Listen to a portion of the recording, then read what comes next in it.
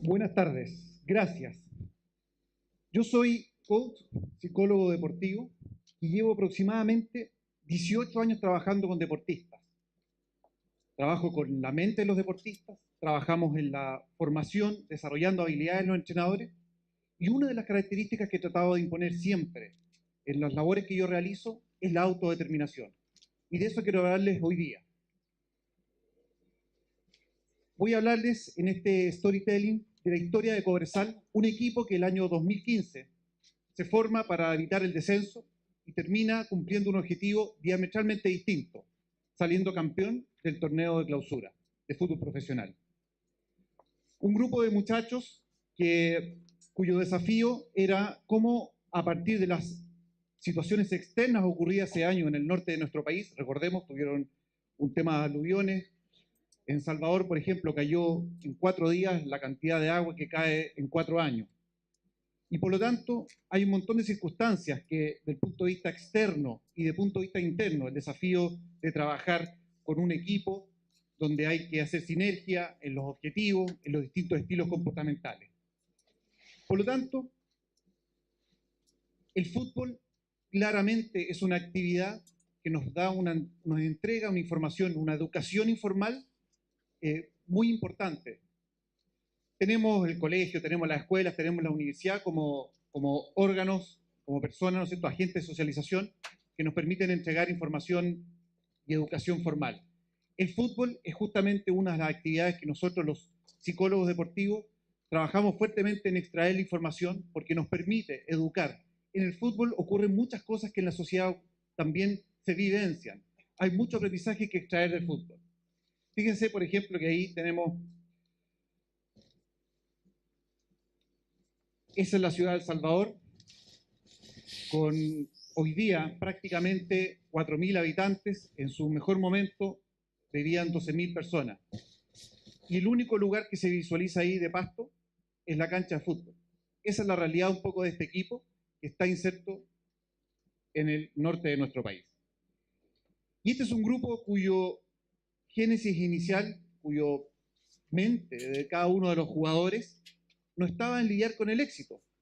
Este es un grupo que fue conformado, dado la estructura que tenía el torneo profesional de fútbol, venían con un promedio que podía eventualmente catapultarlos a la primera vez, es decir, descender de la categoría.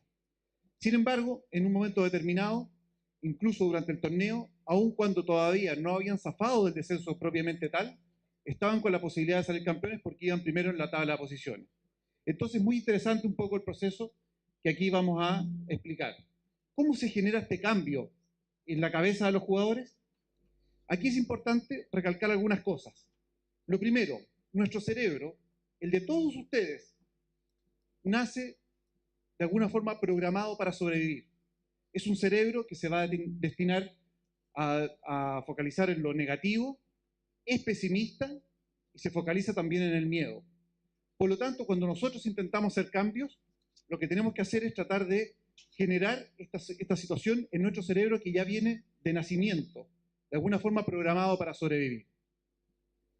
Y en definitiva, lo que hacemos con este cerebro es que se puede ver influenciado por lo que denominamos la mente. La mente tiene que ver con las emociones, con los pensamientos, y el cerebro es todo lo físico que tenemos, el cableado que tenemos dentro de la cabeza, las neuronas, las conexiones, todo eso pertenece al cerebro. Algunas cosas, por ejemplo, que se nos dijo a nosotros algunos años atrás en el colegio. Nosotros se nos decía que usted solamente utiliza el 20% del cerebro. Eso ya es mentira. Los científicos hace muchos años ya que han demostrado que todos nosotros ocupamos todo el cerebro. Lo que pasa es que no lo ocupamos al mismo tiempo. En este momento, en esta charla, ustedes están ocupando un 2, un 3, un 4% del cerebro. Cuando terminemos aquí y nos vayamos a almorzar, van a ocupar otro 2%, otro 3%. En la noche, dependiendo de lo que cada uno haga, va a ocupar otro 2%, otro 3%. Nunca lo ocupamos al mismo tiempo, pero utilizamos todo el cerebro. Esto es importante porque lo que se nos decía anteriormente era muy autolimitante y nosotros utilizábamos solo una parte del cerebro. Otra cosa importante, el cerebro cambia todos los días. El cerebro de ustedes de hoy día ya no es el de ayer y muy probablemente con esta jornada que hemos tenido en las mañanas ya no va a ser el mismo que mañana. Por lo tanto, es un cerebro que efectivamente puede ser cambiado. Fíjense que ayer, mientras venía a la ciudad de Los Ángeles para dar esta charla, hice 3 ejercicios. Estaba en la fila para pasar por policía, ahí en el aeropuerto, y a la persona que estaba delante mío le digo, está rapidita la fila hoy día, por suerte. Me dice, no, espérese la que nos va a tocar al entrar al avión. Fíjense cómo su cerebro, en algo que eventualmente podría no haber sido, se fija en lo negativo. Segundo ejercicio que hice. Voy subiendo al avión y a la azafata le digo, no le dije que estaba hermosa, sino que le digo, qué buen clima que nos tocó hoy día en Santiago. Me dice, pero espero lo que le va a tocar en Conce. Frío y harta lluvia. Nuevamente, un cerebro que se detiene en aspectos negativos. Yo ya me senté en el avión y dije, ya cumplí con esta experiencia, ¿no es cierto?, de comprobar esto que les estoy contando. Cuando voy saliendo del avión, justo en la parte donde voy saliendo, aparece el piloto ahí justo desde la cabina y sale.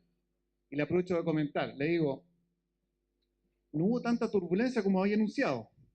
Me dice, no, la verdad es que sí hubo turbulencia. Lo que pasa es que yo la sorteé muy bien, me dice. Yo digo, por suerte que el cerebro del piloto sí funciona positivo, porque si no, a lo mejor no estaría hoy día aquí. Bueno, ¿qué quiero transmitir un poquito? Este cerebro, efectivamente, por eso es que yo a los optimistas los aplaudo de pie, porque son personas que de alguna forma han ido trabajando para resetear este cerebro. Son personas que no nacieron optimistas, sino que en definitiva son personas que lograron modificar este cerebro que viene predeterminado para ser negativo. Y una de las formas deliberadas para poder modificar esto es el proceso de coaching. Porque el proceso de coaching lo que hace es intentar sacar la mejor versión de las personas. Y lo que hace es trabajar con la mente, que hoy día sabemos que influye fuertemente en el cerebro. Hoy día sabemos que este cerebro lo podemos resetear de alguna forma gracias al cerebro. Pero el cerebro todavía funciona bajo 2 zonas de confort fuertemente.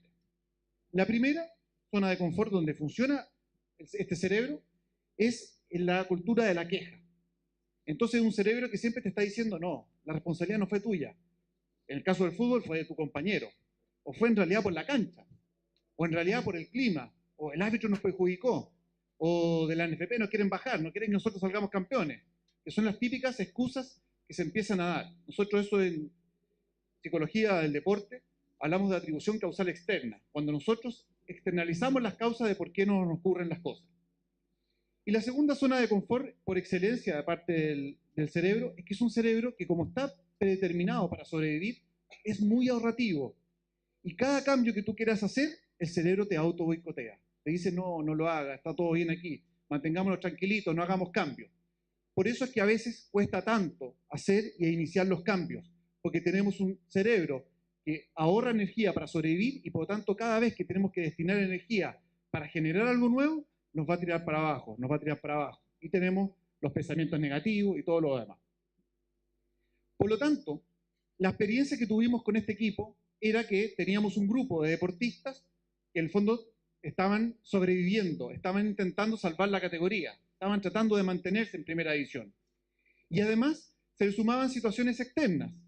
Una situación grave ocurría en El Salvador, ¿no es cierto?, donde incluso se pierden las condiciones básicas. No había agua, no habían alimentos, y por lo tanto obliga al equipo en la mitad del torneo, o más bien en la última parte del torneo, a tener que dejar El Salvador y continuar jugando ya no sus partidos de local, que era una ventaja porque juegan en la altura, sino que ir a Santiago para poder ahí terminar los partidos de local. Lo cual son toda una serie de situaciones, porque además algunos jugadores viajan con sus familias y otros no lo hacen. Entonces empieza a haber una situación externa importante que va influyendo también en lo que va pasando en la situación deportiva. Y por lo tanto, ahí lo que nosotros hicimos fue empezar un trabajo de psicología deportiva, de coaching deportivo, de empezar a resetear estos cerebros de los jugadores, de lograr que ellos se traten de fijar en lo que podían lograr más que en los problemas que estaban existiendo. Yo siempre cuento esta anécdota porque me parece muy interesante para entender lo que estaba pasando en la cabeza de estos jugadores. Cuando yo soy integrado al trabajo con ellos, el entrenador del equipo llama a los referentes, a los líderes del grupo, y dice, miren, Tantito va a tratar de trabajar con un poco con ayudarnos en la parte mental para fortalecernos. Entonces uno de ellos dice, bueno, si él es capaz de hacernos ver El Salvador como si fuera Miami, está todo muy bien. O sea, evidentemente había una situación, ¿no es cierto?, que había que trabajar en tratar de que el foco del trabajo fuera a través de este cerebro positivo y no de este cerebro negativo, que en el fondo es lo que empieza a ir pasando, ¿no? También es muy difícil el trabajo en este sentido porque están lo que se llaman las neuronas espejo, que es cuando nosotros reflejamos las emociones que nos pasan en otros. Y esto evidentemente en los equipos de fútbol es fuerte, porque ellos comparten camarín, comparten cancha, comparten entrenamiento, comparten partidos, y además particularmente la gente allá en El Salvador, como son tan pocos, se están viendo además fuera del concepto del entrenamiento. Entonces la posibilidad de transmitirse entre cada uno las emociones, los pensamientos, las sensaciones es alta, un poco. Entonces todo esto había que entrar a trabajar. Y tal vez ahí viene el momento un poco de, que tal vez fue el momento clave, ¿no es cierto? Y es que en la penúltima fecha llega Cobresal y Universidad Católica, que tenían las posibilidades de salir campeón, y por lo tanto la NFP decide que el partido se juegue de forma paralela, es decir, que el partido se juegue a la misma hora.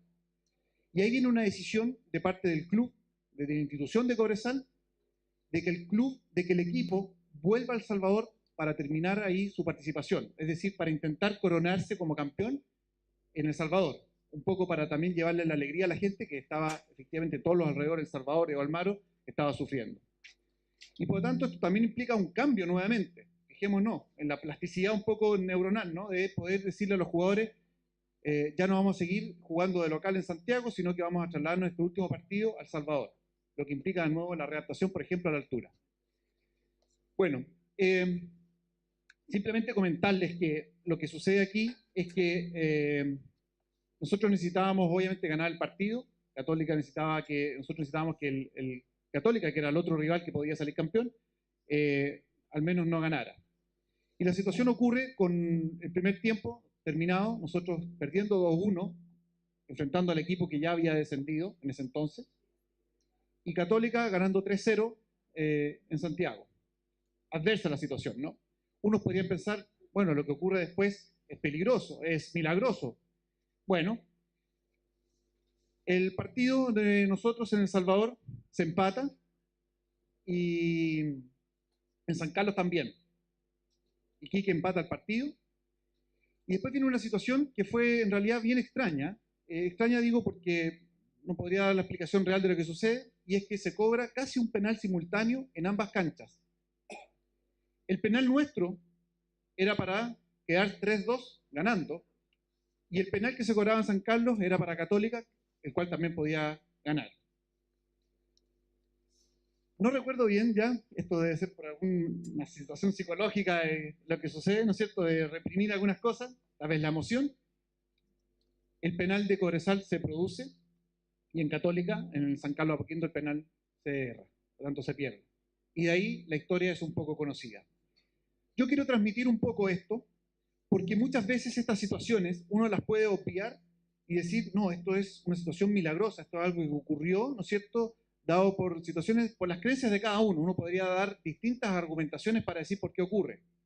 Simplemente yo puedo hablarles desde el lado de acá, de decir que aquí hubo un grupo de jugadores que en un momento determinado se trabaja con ellos, reseteando sus cerebros, potenciándolos y tratando de que ellos se fijen en las cosas que sí podrían lograr y no en las cosas que tenían que evitar.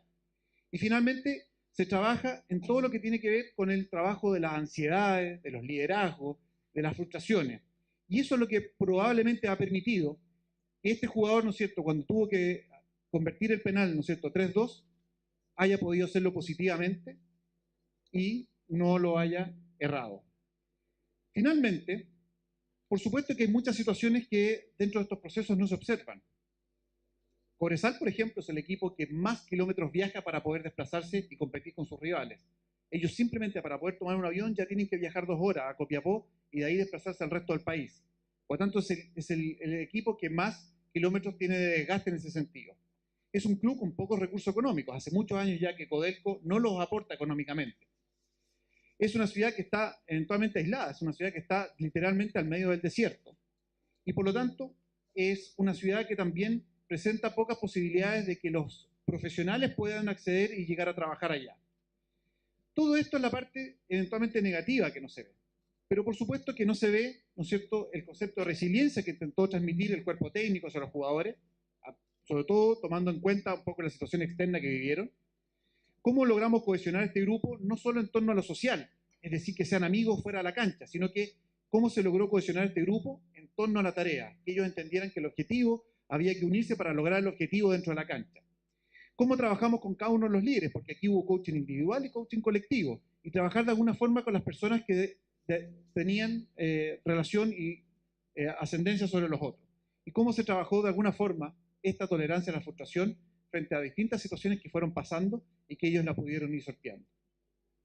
Por lo tanto, simplemente recalcar que aquí hay un trabajo simplemente a partir de las variables externas, las variables internas que se hace desde el coaching, modificando y reseteando el cerebro, ¿no es cierto?, de cada uno de los deportistas. Aquí hay un gran trabajo de autodeterminación. Muchas gracias.